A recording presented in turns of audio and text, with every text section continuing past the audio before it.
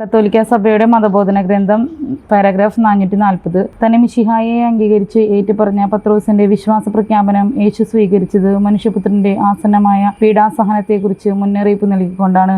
സ്വർഗത്തിൽ നിന്ന് ഇറങ്ങി വന്ന മനുഷ്യപുത്രന്റെ സർവാതിശായിയായ വ്യക്തിത്വത്തിലും സഹിക്കുന്ന ദാസൻ എന്ന നിലയിൽ അവിടുന്ന് നിർവഹിച്ച രക്ഷാകര ദൗത്യത്തിലുമാണ് തൻ്റെ മെസ്സായാനിക രാജ്യത്വത്തിൻ്റെ യഥാർത്ഥ അന്തസത്ത അടങ്ങിയിരിക്കുന്നതെന്ന് യേശു കാണിച്ചു തരുന്നു.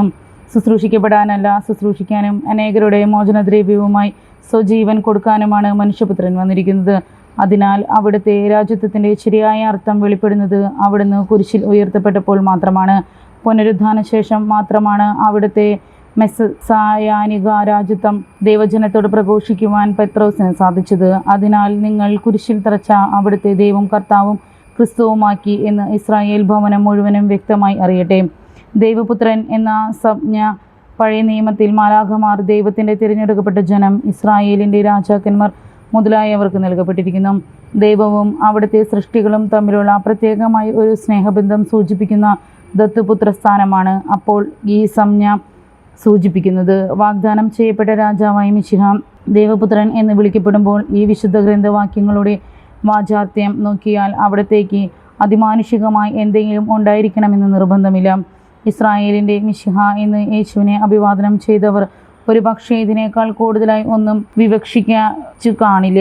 എന്നാൽ പത്രോസിനെ സംബന്ധിച്ചിടത്തോളം വസ്തുത ഇങ്ങനെയല്ല. നീ ജീവിക്കുന്ന ദൈവത്തിൻ്റെ പുത്രനായ മിശിഹയാകുന്നു എന്ന് പത്രോസ് ഏറ്റുപറഞ്ഞപ്പോൾ ഈശോ നൽകിയ ഗംഭീരമായ മറുപടി തന്നെ അക്കാര്യം വ്യക്തമാക്കുന്നു. മാംസരക്തങ്ങളല്ല, സ്വർഗസ്ഥനായ എൻ്റെ പിതാവാണ് നിനക്ക് വെളിപ്പെടുത്തി തന്നത്. അതുപോലെ ഡമാസ്കസിലേക്കുള്ള വഴിയിൽ വെച്ച് തനിക്കുണ്ടായ മാനസാന്തരത്തെക്കുറിച്ച് പൗലോസ് എഴുതുന്നു. ഞാൻ ജനിക്കുന്നതിന് മുൻപേ എന്നെ വേർതിരിച്ചവനും തൻ്റെ കൃപയാൽ എന്നെ വിളിച്ചവനുമായവൻ ഞാൻ വിജാതീയരോട് പ്രഘോഷിക്കേണ്ടതിന് തൻ്റെ പുത്രനെ എനിക്ക് വെളിപ്പെടുത്തുവാൻ തിരുവിഷ്ടമായപ്പോൾ. തുടർന്ന് യേശു ദൈവപുത്രനാണെന്ന് അദ്ദേഹം സിനഗോഗുകളിൽ പ്രഘോഷിച്ചിരുന്നു. സഭയുടെ അടിസ്ഥാനം എന്ന നിലയിൽ പത്രോസ് ആദ്യം നടത്തിയ വിശ്വാസ പ്രഖ്യാപനം ആരംഭം മുതലേ അപ്പസ്തോലിക വിശ്വാസത്തിൻ്റെ കേന്ദ്രമായി നിലനിൽക്കുന്നു.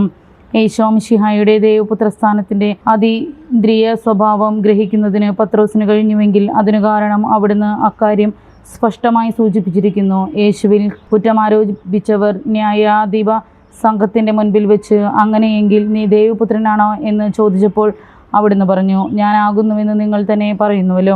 ഇതിനു മുൻപ് പിതാവിനെ അറിയുന്ന പുത്രൻ എന്ന് യേശു സ്വയം വിശേഷിപ്പിക്കുന്നു. ദൈവം തൻ്റെ ജനങ്ങളുടെ പക്കലേക്ക് അയച്ച ദാസന്മാരിൽ നിന്ന് വ്യത്യസ്തനായിട്ടും മാലാഖമാരേക്കാൾ പോലും ശ്രേഷ്ഠനുമായിട്ടാണ് അവിടുന്ന് തന്നെക്കുറിച്ച് പറഞ്ഞത്. തൻ്റെ പുത്രസ്ഥാനം ശിഷ്യന്മാരുടെ പുത്രസ്ഥാനത്തിൽ നിന്ന് വ്യത്യസ്തമാണെന്ന് യേശു സ്പഷ്ടമാക്കുന്നു.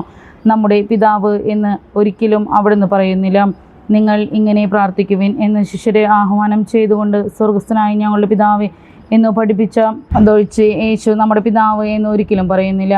തൻ്റെ ദൈവപുത്രസ്ഥാനവും മറ്റുള്ളവരുടെ ദൈവപുത്രസ്ഥാനവും തമ്മിലുള്ള ഭേദം എൻ്റെ പിതാവും നിങ്ങളുടെ പിതാവും എന്ന പ്രസ്താവനയിലൂടെ യേശു ഉറപ്പിക്കുന്നു.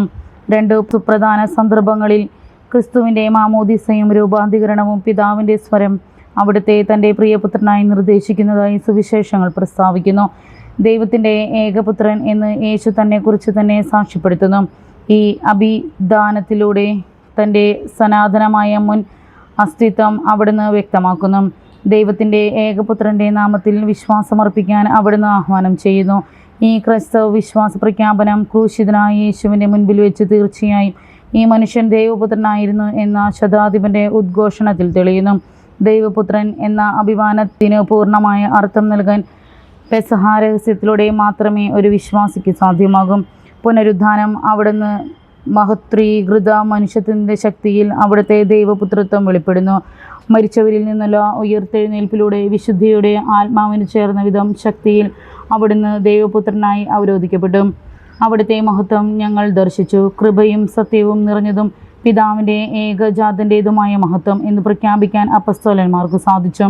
മോശയ്ക്ക് ദൈവം സ്വയം വെളിപ്പെടുത്തിയ ഹീബ്രുവിലുള്ള യാഹ്വേ എന്ന അവാച്യനാമം പഴയ നിയമത്തിൻ്റെ ഗ്രീക്ക് പരിഭാഷയിൽ കീരിയോസ് എന്നാണ്. അപ്പോൾ മുതൽ ഇസ്രായേൽക്കാരുടെ ദൈവത്തിൻ്റെ ദിവ്യത്വം സൂചിപ്പിക്കുന്ന പദമെന്ന് നിൽക്കൂ. കർത്താവ് എന്ന നാമം ചിരപ്രതിഷ്ഠ നേടി. പുതിയ നിയമമാകട്ടെ പിതാവിനെയും പിന്നെ നൂതനമായി യഥാർത്ഥ ദൈവം തന്നെയായി വിശ്വസിപ്പിക്കപ്പെടുന്ന യേശുവിനെയും സൂചിപ്പിക്കുവാൻ കർത്താവ് എന്ന പദം ശക്തമായ അർത്ഥത്തിൽ ഉപയോഗിച്ചു വരുന്നു.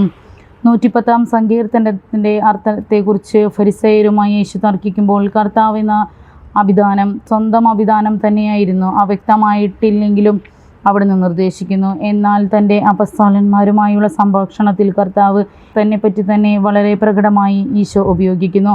പ്രകൃതിയുടെയും രോഗങ്ങളുടെയും പിശാചുക്കളുടെയും പാപത്തിൻ്റെയും മരണത്തിൻ്റെയും മേൽ തനിക്കുള്ള ശക്തി പ്രദർശിപ്പിച്ചുകൊണ്ട് പരസ്യജീവിത കാലമൊക്കെയും തൻ്റെ ദൈവിക പരമാധികാരം അവിടുന്ന് പ്രകടമാക്കി. സുവിശേഷങ്ങളിൽ പലപ്പോഴും ജനങ്ങൾ യേശുവിനെ കർത്താവ് എന്ന് വിളിച്ചുകൊണ്ട് സമീപിക്കുന്നുണ്ട്. സഹായത്തിനും രോഗശാന്തിക്കുമായി യേശുവിനെ സമീപിച്ച ആ ജനങ്ങൾക്ക് അവിടുത്തെ നേർക്കുണ്ടായിരുന്ന വിശ്വാസ ആദരങ്ങൾക്ക് തെളിവാണ് ഈ അഭിധാനം. പരിശുദ്ധാത്മാവിൻ്റെ പ്രചോദനത്താൽ കർത്താവ് എന്ന സംജ്ഞ യേശുവിനെ സംബന്ധിക്കുന്ന ദിവ്യരഹസ്യത്തിൻ്റെ അംഗീകാരമായി വെളിപ്പെടുന്നു. ഉയർത്തെഴുന്നേറ്റ യേശുവുമായുള്ള സമാഗമത്തിൽ ഇത് ആരാധനയെ സൂചിപ്പിക്കുന്നു. എൻ്റെ കർത്താവേ, എൻ്റെ ദൈവമേ. അങ്ങനെ ഇത് ക്രൈസ്തവ പാരമ്പര്യത്തിന് തനതായിട്ടുള്ള സ്നേഹത്തിൻ്റെയും അടുപ്പത്തിൻ്റെയും അർത്ഥവ്യാപ്തി കൈവരിക്കുന്നു. ഇത് കർത്താവാകുന്നു.